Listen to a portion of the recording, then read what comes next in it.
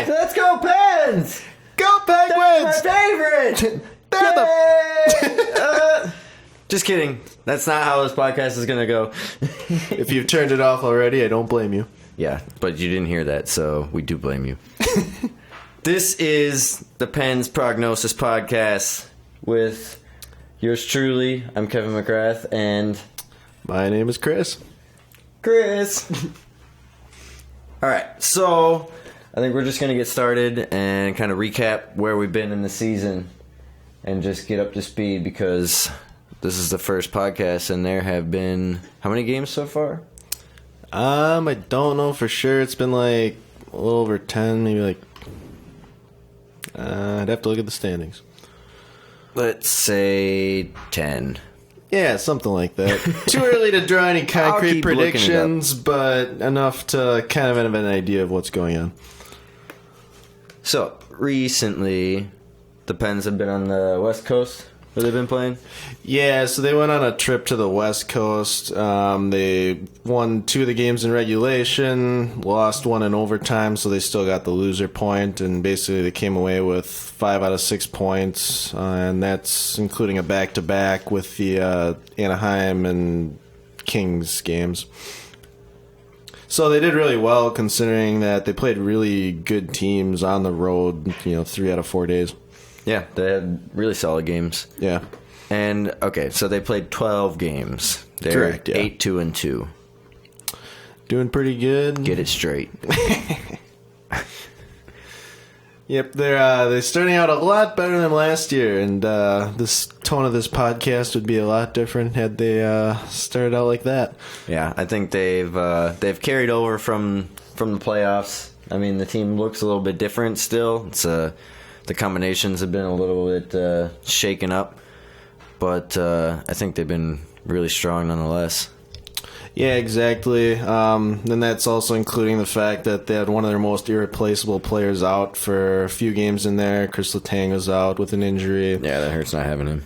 Yeah, I mean, he's just such a significant player in terms of generating offense and keeping the puck out of the defensive zone and just taking a lot of pressure off the forwards to do everything like they were under Mike Johnston. Yeah, he's great with puck control, and his mobility means that he can take risks and play more offensively and have no problem getting back. Yeah, and that's one of the things that I really think Mike Sullivan realizes is that you kind of need to take risks to win hockey games and be aggressive, and you can't just neuter a guy like Kris Letang. You kind of got to let him loose and just do his thing, and and it's really not very complicated, but he's smart enough to figure that out, and it's working. Yeah, it's tough without him doing that. I mean, Daly he's pretty good. He's got good speed and good awareness and good hands, but I think Letang's skating is just that much better that he just covers that much more ice.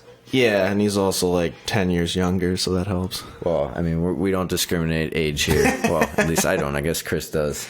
Sorry. So yeah, let's talk about the defensive pairings and how they've been while we're on the topic.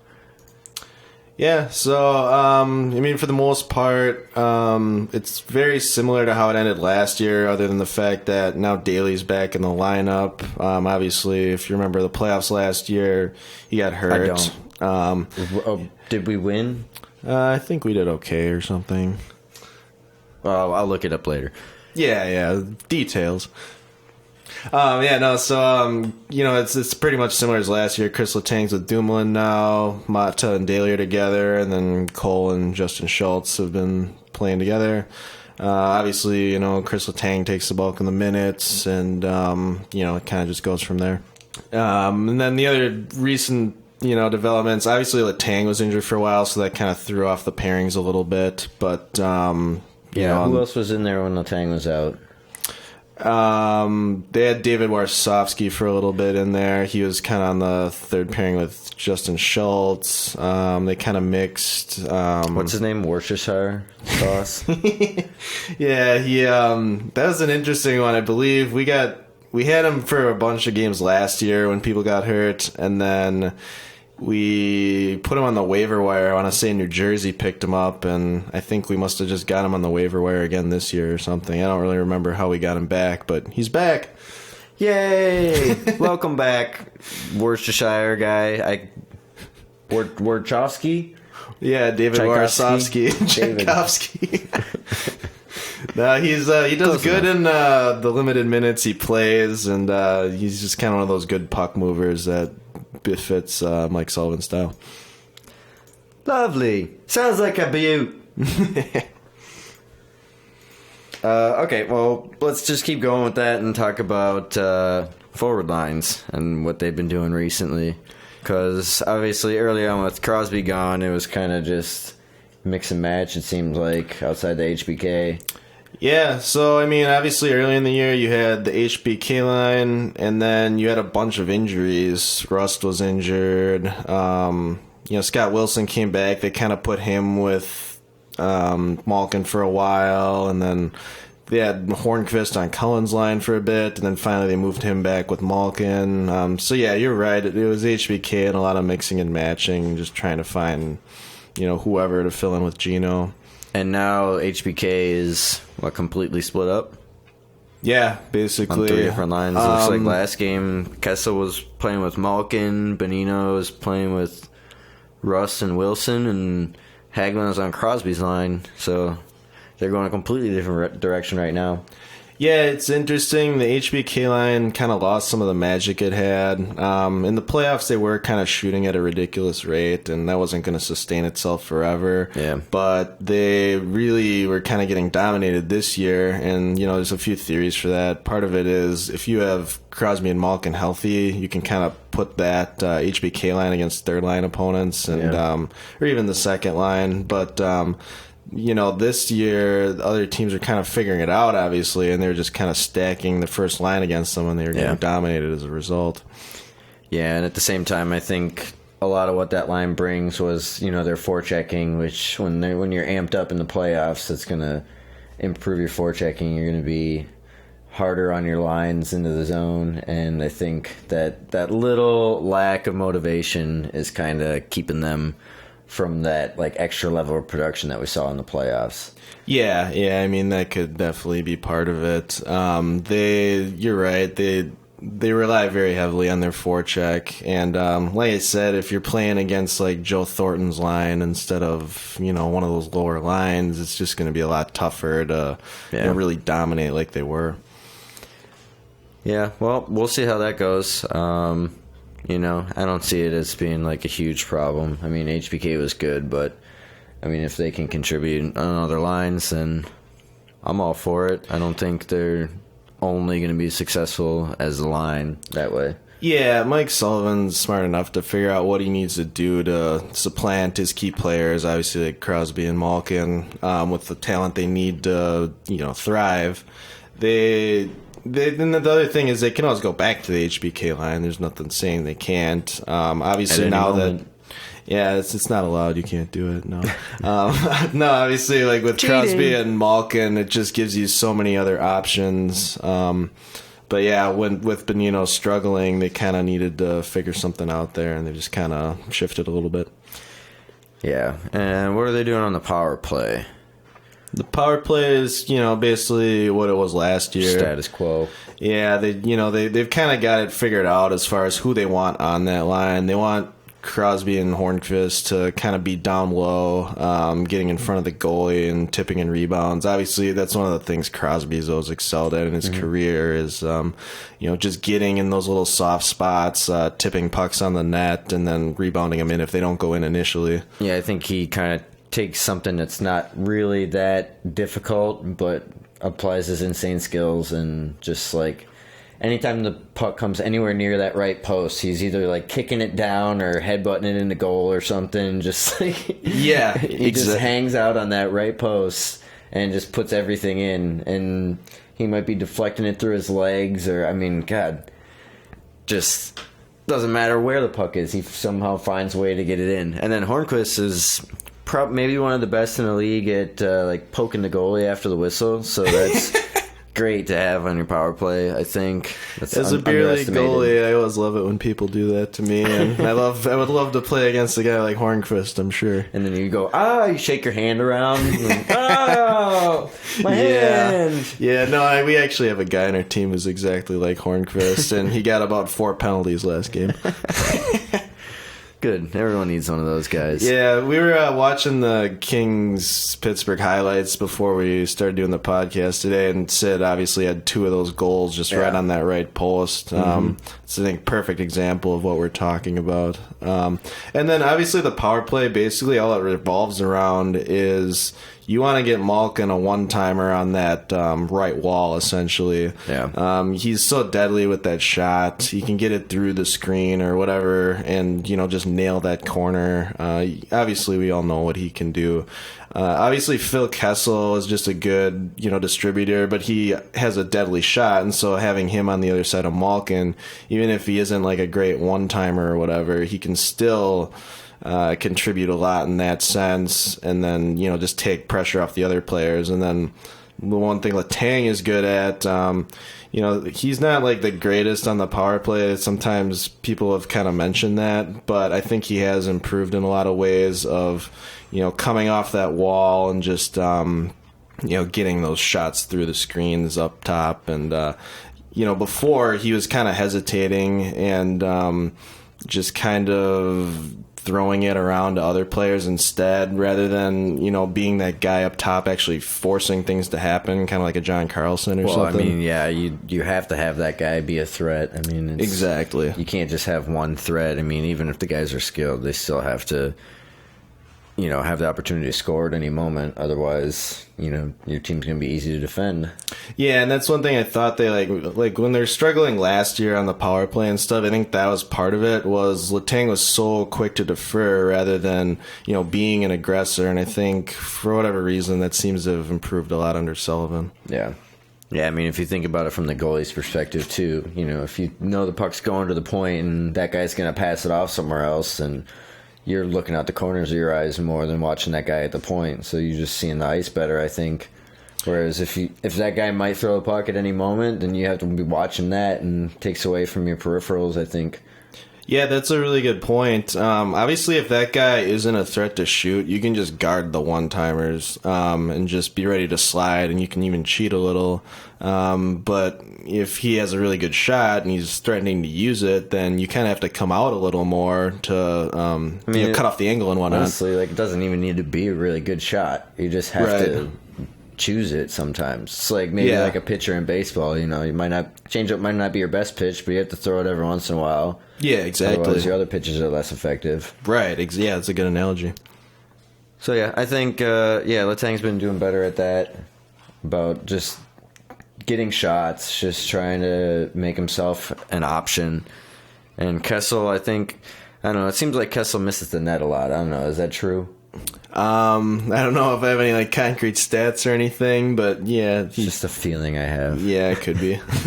He obviously has such a good shot that he's gonna score on those when he's given the chance. His best thing he can do is do those little plays where he comes off the wall, he loops around like he's going to shoot, and then whether he does or not, it does create other options, whether it's Gino or Letang or he does get the shot on net and Crosby can punch in a rebound or something. Yeah, I think I'd like to see Kessel start to push more into the middle on the power play. Yeah. Like you said, kind of come off the wall.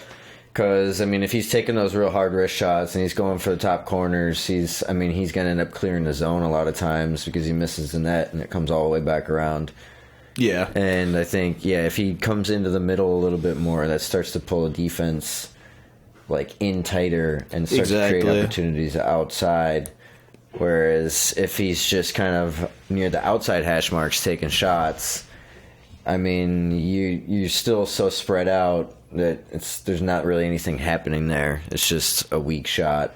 Right, exactly. But I think you can see that they have the right personnel for this power play. This isn't like 2 years ago where it was Crosby, Gino, and then you had just like Kunitz or something. Or I'm trying to even remember who some of the guys they had. Oh boy, James Neal they had. Yeah, James Neal actually was really good in that role. He just, they went a change of direction there. Yeah, I think a good one. He's a little too soft. Yeah, he I don't know, like I didn't see any fire in James Neal, you know what I mean? Yeah, he I don't know, like he's such a good player, but obviously playing away from Malkin, he hasn't been quite as successful. He's still done a very good job in Nashville.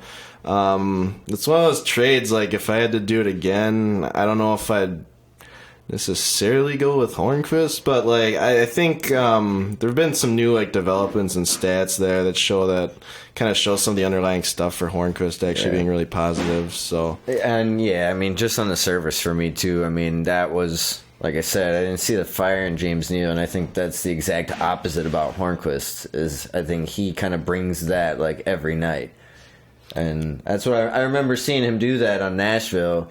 Where it's just, you see the guy, and he wasn't the star or anything there, but when you watch the games, you'd be like, who's that dude who's just hammering away at the goalie, doesn't give a shit, and is just trying to do anything he can to win.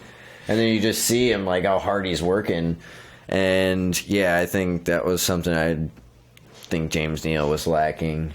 Yeah, I think part of their philosophy there, if I had to guess, was that Hornqvist is more willing to go to those areas in front of the net to dig up the rebounds and stuff. And in the corners, too. Yeah, that too.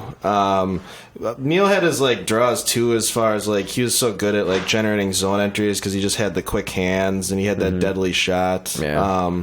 But at the same time, I think for whatever reason, Hornqvist complements Crosby's skill level well. With Crosby, you just need guys who can get to the right spots, and he'll get them the puck, and they'll score. Yeah. Definitely. What else are we going to talk about? You tell me. Okay. Well, we could talk about the goalies. Let's talk about the goalies. Yeah, so obviously Murray... he's back. He's back. Yeah, he started the season with an injury that came during the World Cup of Hockey. I believe he hurt his hand or something like that. I can't believe they let him play. It's ridiculous. They're paying him millions of dollars, and they just let him go play for some stupid frou-frou European stupid crap, and he gets hurt.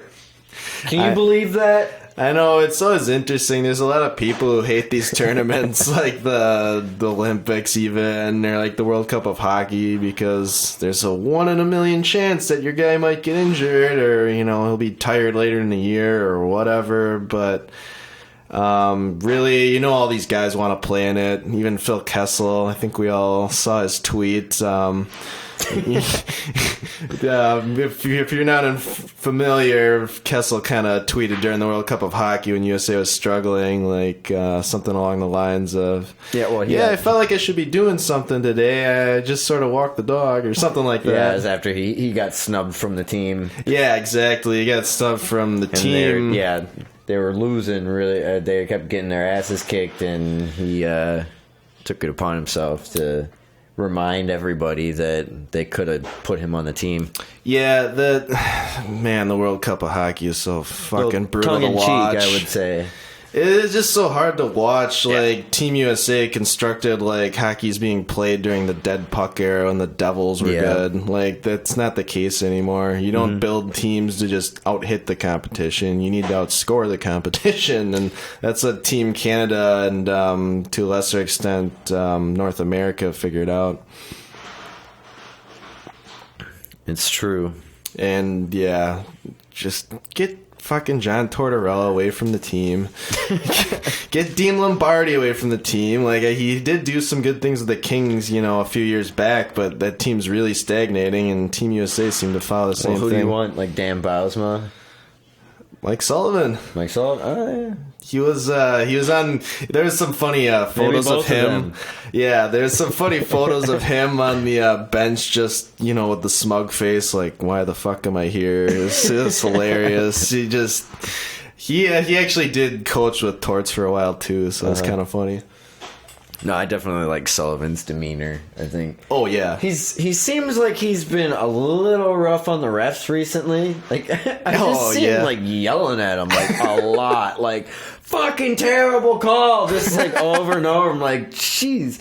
Like, I guess he knows all these refs really well, so there's probably more to the, like, interaction than we understand, but it's still, like, pretty extreme. Wonder, like, if he's pushing it too far. Yeah, I think he has a little bit of Tortorella's influence in him. Because, I mean, we've both, for those that don't know, Chris and I have both reffed hockey in the past, so we kind of understand the perspective that the refs have when someone's just, like, screaming at you that you fucked up. Oh, yeah. Can start to get a little resentful, but I mean, like I said, these refs, they do like 100 games a season pretty much, and I mean, they have relationships with all these players and coaches, so who knows? Part of it, too, is, like, I don't know which game in particular you were talking about, if any, but, like, the Kings are just known for doing this stupid, boring, like... No game in particular. He's just been yelling at the refs a lot. Yeah. Well, it's just, like, the Kings, they're known for playing this, they run a lot of, like, interference plays and stuff, and they're known for just, like, interfering the fuck out of people in the neutral zone and stuff like that. Red Wings, old school Red Wings. Yeah, I'd say the Devils, like, more than anything. But that's probably why, like, he got pissed off, is because we're trying to play this fast game and just outspeed them, and they're hanging on to us like a rag doll. Yeah. But maybe, I don't know, who knows why he's yelling at the refs. That's just one guess. Yeah. There's a lot of reasons, I'm sure. Just, if you read his lips, he's... He's using the meanest words I think he can think of. Yeah, Sullivan just seems like an angry guy sometimes, but that's just on the ice, obviously. Yeah. I know he's not. Like, I've seen his locker room stuff. I don't feel like I've seen him necessarily where he's been, like, unhinged or... True. Like, uncomfortable in any situations where... I think a lot of other coaches, you see that at moments for sure. Like when they're losing, you can kind of see the nervousness in them, or when things are going really bad, you see them start to like lose it a little bit. But Sullivan seems like both directions, he kind of still like keeps his perspective on what he's doing. Yeah, that's an interesting thought too, is like we haven't really seen this team lose like a bunch of games in a row under Sullivan or have any lulls, so that's one of those things to like watch for in the future, is how will he react to that, and will things start going south, or like kind of like they did with Torts, or is he just going to stick to his guns, because that seems what he's doing. He seems to have a very easy, simple to follow philosophy of, we're going to play our game, we're going to focus on just playing the game and controlling what we can control, and we're going to be successful doing it. Yeah. Okay. So for the podcast, we have like some other ideas for like segment type things for fans to enjoy. One idea we have is to kind of recap a few, like 3 or 4 funny moments from the week, or however often we end up doing these things, and maybe have listeners vote on the funniest. And I think hopefully we can try to get clips of those things up on YouTube. Yeah. I think technically this is like commentary, so we should be able to use video clips, I believe. I mean, I feel like if we just link to the NHL site or something and give them credit. It's too much work. No one's going to do that. It has to literally be like automatically there, like downloaded into people's eyeballs. They won't. No one's going to click 2 more times to watch a video. Yeah, this is it's not possible. I know, we're both millennials. So. I gotta click on 2 things? Fuck that. I don't want my smartphone. My smartphone's stupid. Yeah, it needs to be smarter, because I'm not. Yeah, so anyway, we'll try to find some funny moments. I don't have any funny moments for this one. Yeah, I mean, it's just an idea. A few things, but... do you have any? We could... Well, the certain players sort of exempt from these things. Oh, yeah, that's right. We should say Marc-Andre Fleury is exempt from... Oh, no. That's the funniest moments. He's not exempt from the funniest moments. Oh, He's exempt from you fucked up. Oh, yeah. I know. I didn't want to... Spoiler alert, my bad. So funniest moments. You can... Yeah, I mean, With the Fleury, you can say the Fleury ones. He's fine. There was one, against the Flyers where Fleury... So my recollection of it was the puck kind of went behind the net and carried him off the back wall, kind of it was going to go towards the slot, essentially. Already a bad situation if Fleury's in net. Yeah, the puck going behind the net is bad. And so Fleury, decides he wants to poke at it for no particular reason, and Daly already has his stick, on the puck, so he basically just poked Daly's stick. The puck goes in the slot, and the Flyers all of a sudden kind of have it on a 2-on-0 type deal, and Fleury just decides a diving poke check at it and miss, and it just ends up in the back of the net. And it's just, I love Fleury. He has some funny moments, but Jesus Christ, can it be frustrating sometimes? Yeah, it's a good thing the Penguins are so strong. Otherwise, his antics would be much more painful, I have a feeling. Yeah, no, I know. The team overcomes them so easily that we just have the full enjoyment of the humor involved. Yeah, I mean, for his entire career, Fleury's been such a league average goalie. I mean, any stat will basically back that, and that's that's not good or bad. It's average, that's fine. I mean, he's done it for a long time, pretty consistently too. Right, and when you're as good as the Penguins, that's fine. I mean, you can win with league average goaltending. Chris Osgood. Yeah, exactly. That's a perfect example, actually. But it's hard to. He's such a fan favorite, and he's just a good all around guy, and actually my favorite goalie. So yeah, that's for sure. Yeah, it's not all about talent. I know. I can just sort of personality is something very unique that. Yeah, no, some of the anywhere. pranks he pulls, where he wrapped up Dan Potash, obviously, is the Root Sports play-by-play kind of guy who does the locker room interviews and stuff like that. Fleury, for his, I think it was his 41st birthday or something, wrapped up his mic, and so it was about a foot wide in each direction with tape. And then he wrote on it, happy 53rd birthday, Dan, or something like that. It's just typical Fleury. Oh, that's not cool at all. No, well, Dan didn't think so, but he takes a lot of abuse. Yeah, he's clearly the little brother of the team, it seems like. Yeah, everyone picks on Dan Potash. Yeah, exactly. Pascal Dupuis would know all about that. Yeah, I think I saw they did a compilation I saw somewhere of just all the players spraying him during the pregame warm-ups. Oh, yeah. Where he's standing on the bench and all the guys just come blasting across the ice and just hit him with so much snow. And they had seemed like hundreds of clips of them doing it just constantly. Oh yeah, it's definitely the little brother. Yeah, no, he plays along though, and it makes for a funny interaction for sure. I wouldn't be surprised if they stuffed him in a hockey bag. Oh yeah, I wouldn't be surprised if it happened. Lock him in the bathroom on the bus. Oh yeah, no, I feel like something like that actually happened. I just forget what it hockey was. Players do. Oh yeah, lots of brilliant things, obviously. I'm sure all of you are aware. Yeah. All right. Well, that was a couple of funny moments. Maybe I'll try to see if I can find some clips of those for those that want to watch on YouTube. Yeah. Which will be a little more interactive. Maybe it's extra work, but we'll try to make it happen. There we go. As for the rest of the podcast, hopefully we'll get that up on iTunes and Google Play, was it called, for Android phones? Google Play. Works for me. That'll be ubiquitous soon enough, I'm sure. And what else we got here? We got another segment idea we got here is the You Fucked Up! You Fucked Up segment, where we pick someone who fucked something up and tell them that they fucked it up. You fucked up. Yep, it could be a play or just even an overall standpoint of trades or whatever. An ugly shirt. I mean, yeah, anything. Yeah, no. And this edition of the You Fucked Up goes to me and Chris. Yeah. Because we were trying to start this podcast like at the beginning of the season, but we got too fucked up. And so therefore, we fucked up. Yeah, even as fucked up as we were, we both realized that none of this should ever go into cyberspace because it was that bad. Yeah, we deleted that first podcast.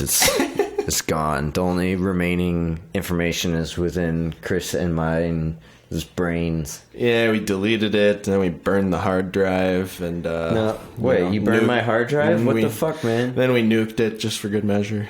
No, he did not burn my hard drive because that's where we're recording this one. So, fuck you, man, you liar. All right, so Kris, you fucked up. I did. Now you have to tell me. You fucked up, Kevin. Yeah, okay. I know. I had too many beers, and then we were basically both idiots. Well, like more than now. Yeah, we probably still sound like idiots right now, but yeah, it was like you didn't even want to listen to that shit. Yeah, so if you're still listening, thanks. Yeah, thanks, and sorry. Yeah, joke's on you. Suckers. Okay, I don't have anything left on this sheet here. What else? I feel like there's so much more to talk about. I don't know. Yeah, I mean... I don't know. The 10-0 game, maybe? I don't know. Oh, God. That was bad. Yeah. So the one thing that was kind of interesting about that was basically somebody like kind of charted out just the shooting percentage and save percentage of the Canadians. And then kind of just compared it to all their recent years and basically kind of put on like a quadrant graph of like where you're, like a 4-quadrant XY type graph.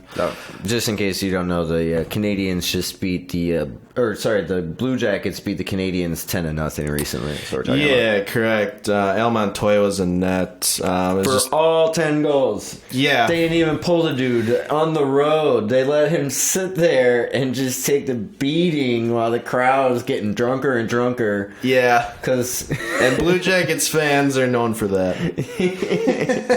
It was pretty hilarious at the 10th goal. Like, the crowd was just all high-fiving, like, hockey's the greatest! Yeah, and poor Montoya is just sitting there like the laughing stock of everything. It's, bad for the guy. And for a little additional context, they had a back-to-back, so they had to play the next night, and they wanted Price to be fresh, obviously. Both of them were road games. And there was a couple, it looked like Montoya just, like, mentally broke down and just stopped trying. Like, there was one, it was like a backhand. He just didn't even move. Like, and in beer league, like, I've done it for sure. But in the NHL, it's just kind of funny to see that happen. Like, these guys get paid millions and, everybody expects a full effort. I feel like I've seen Lundqvist end up in that kind of state of mind before. Yeah. Where he's just getting lit up and he's like, fuck this. Fuck all you guys. You're not doing shit. I'm not either. I think we remember a certain gamer that happened last year in the playoffs, maybe. I don't. The Penguins just shelled them the one game. Last year? Yeah. I think I remember a little bit like that. Yeah, there was that one where he just kind of kept getting shelled, and it just wasn't a very good series for him, obviously. Yeah. Anyway, back to the 10-0 game. Sorry to get sidetracked, but who cares? So anyway, they like kind of charted like how the Canadians were doing on the season in terms of like shooting and save percentage, and they were just off the charts as far as how lucky basically they were getting in that sense. And that can happen over short periods, but it doesn't happen over an entire season, obviously, or like 2 seasons.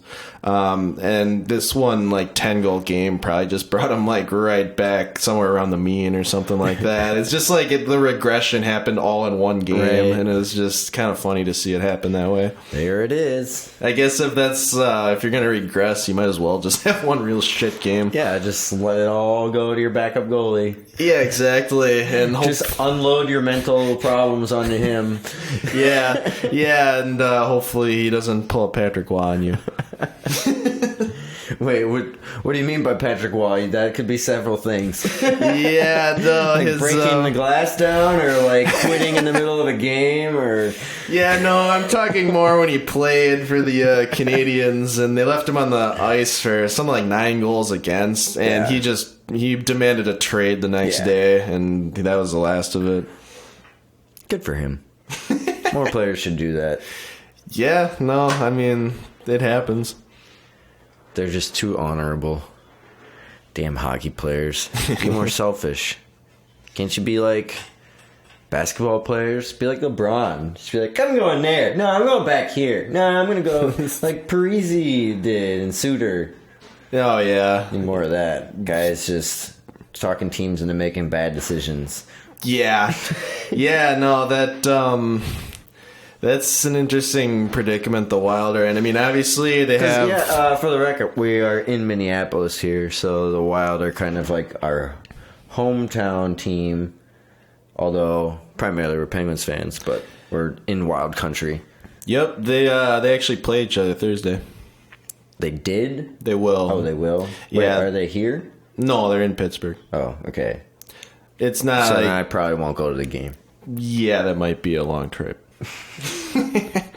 I'm sure work would be okay with it, given that I'm in a contract job and I get no PTO. I'm sure they'd be fine with me just going to Pittsburgh for a day. Tell them to fuck off. I probably won't do that, but You'd be surprised where it can get you. Probably homeless. yeah, I'll try to avoid Best that if case I scenario. can. Otherwise, I'll just be living here in the studio and you'll get way too many podcasts. Yeah, well, that's okay. We'll podcast for food. Well, I don't think anyone pays for that, so Not gonna yet. be a hungry podcaster. What are we talking about? I don't know. We were fuck? just kind of, we wanted to discuss other topics, just what's going around the league. I can't think of, Yeah. I haven't been following too closely any other storylines. Trying to think, the Predators haven't quite worked out as well as they wanted to, I'm guessing. Nah, I don't want to talk about the Predators. That's so boring. Yeah, they kind of are. Austin Matthews, he's been playing really well, right? Oh, yeah, obviously, See, like, we all more saw than- that 4-goal game he Is he had in over the a first point per game right now? Probably. I'd have to look it up. Probably. Do you know anything, man? No, that's why they pay me. Because I don't, so I need you to know things.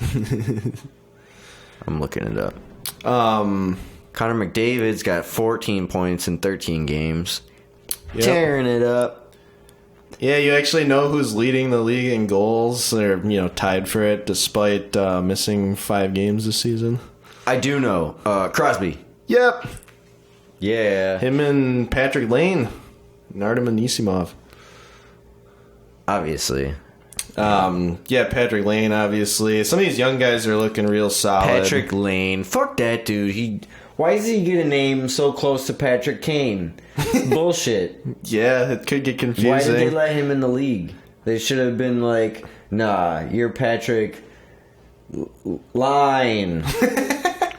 Right? Is that what they did at like Ellis Island when people used to come to the country? Be like, nah, that's not your name anymore. Oh, yeah, that's right. They did do something like that. Like, oh, we just want your name to sound different. So here you go. Yeah. We don't know how to pronounce it. Yeah, so that's mostly it, I Here's think. your name. Welcome to America. Yeah, like, All right, let's it's not busy. get too political here. Shit. It's about hockey after all. We're going to lose viewers. And listeners. Because this is a podcast. Don't want to lose those viewers. Whoever you are. Please listen. Tell your friends. We're lonely. We need meaning in life. So, Just Control F it. what? Control F for Matthews. Find that. Oh. Yeah. He's telling me to control F for find. Matthews. Oh, there he is. Oh, he's got 11 points in 12 games. So, yeah. 6 goals in 12 games. It's a 41 goal pace. Yeah. I would bet anything that he keeps up his 41 goal pace. No question. Yeah, obviously. Chris is a numbers geek over there. He's just like getting angry and I'm saying that. It's like 41 goal pace. God. No, it's weird just Away, shot how... percentage, blah, blah, blah. Core side, fucking, I don't know all the stupid stats there are. Yeah, no, we'll talk about that later in the year, I'm sure. Yeah, he'll write up a lecture for me, I bet. I'm gonna lecture you, Kevin. No, I mean, the main thing is, like, nowadays 40 goal scorers, like, on a regular basis are just so irregular, but yeah, it's the thing is, like, the young guys especially, the prime age of hockey players is 22 to 26, and there's some evidence that might be even younger than that, but he does have an advantage in that regard. He's just a lot faster than the rest of the league because he's younger. That alone will just, that he might actually be able to score 40 goals. Drinking. Yeah, those kids these days drinking their latte pumpkin spice. Drinking their Monster Bowls and... Yeah, I just tend to drink coffee like an old man. I know. I don't know what the fuck I'm talking about. I know, I drink coffee black. I'm kind of weird like that. Yeah, man. I'm actually 50 years old, Wait, what the hell are you talking about? I'm so confused. So if you're all confused out there, me too. We'll just edit that part out. No, we won't. I don't have time to edit out all the bullshit. It's just far too much. If anything was offensive, I'll try to cut that out. And the rest is just gonna go. And whoever doesn't like it can fuck off. And we'd love to hear your feedback. Yeah. But fuck off. Right, Chris? Yeah. Chris is feeling awkward now. So, mission accomplished. What else is new? I don't know. What else is new? I think, are we nearing the end of this thing? We're at how much? We're at like almost 45 minutes here. It's pretty good coverage, I think. Yeah. I think we have plenty of mistakes to learn from this podcast. Yeah, we never make mistakes, as I'm sure you've all heard. No, I mean, we can like make up mistakes and then learn from those. Yeah. We'll just... We'll say like, we could have done this wrong. We didn't, but if we had, we should have improved it. But we don't need to because we didn't. As you can tell, we're total perfectionists who strive to make this thing absolutely perfect without any flaws. Perfection. Oops. Okay, I think we'll just end it now. Yeah, no, kill it as it's dying. Yeah, no. We could do shout-outs maybe, but I don't know. Shout-outs, I don't know. Who deserves a shout-out? Anybody? We could shout out Ben Jack's Baseball Podcast. Kind of like a brother podcast, I guess. Yeah, he's a good friend of ours. He's very knowledgeable about the game of baseball, having played it at a high level, and just watched his whole life, obviously. I guess we could say this is like sort of a budding podcast network. Yeah. That we will both be a part of. Yep. Still no name for that or anything, because, God, it's a lot of shit to worry about. But yeah, Ben Jack's Baseball Podcast. He's also... huge hockey knowledge too. All sports, really. Yeah. So check out his podcast if you like baseball. That dude knows what he's talking about. Faux show. And what else? Well, there's a few Penguins podcasts I listen to. The Hockey Hurts podcast with Ryan Wilson and Cameron Walsh. They're very good at... Ryan Wilson's a high school coach, so he actually kind of understands tactics, and he's also into advanced stats and whatnot. That's the Hockey Hurts podcast. You can follow him at Gunnar Stahl. It's just kind of like spelled like Jordan Eric, the Stalls. Is that the guy from the Mighty Ducks movie? Yeah, that could be. I don't know. Remember, like I haven't watched that from in like so Iceland. long. Was it Iceland? Yeah. Did they play in the finals or something again? Like the kid's name was like Gunner or something. Was he on the Hawks? I don't remember. I just remember it's like total typical, just like bleach blonde hair, like Oh yeah, fucking Scandinavian kid. Like, Yeah, but like it made him look goony. yeah. Somehow he's evil. Yeah, he's evil. Doesn't just make like, any sense, but whatever. Yeah. It's the Mighty Ducks. You just didn't don't know really anything about his personal life, so it's easy to hate him. Yeah, exactly. Ghana. I know, like, you know, these guys are dicks on the ice. They must be horrible people. Yeah, I mean, they're from another country. They're obviously dicks. Oops, getting political again. Sorry. Whoops. That was the Mighty Ducks views, not ours. Yes. Views associated with Disney, not with Penn's Prognosis. Correcto.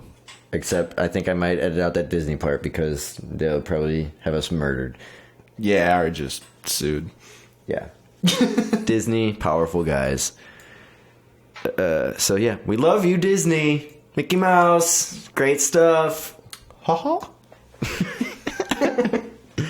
Any more shout outs? Yeah, there's one other one. The Garage League podcast is also another good one if you're into the Penguins. It's Andy Smith and Lyle Casas. Both of them are more analytically based too. So yeah, they're good guys to follow, and hopefully they'll shout us out as well.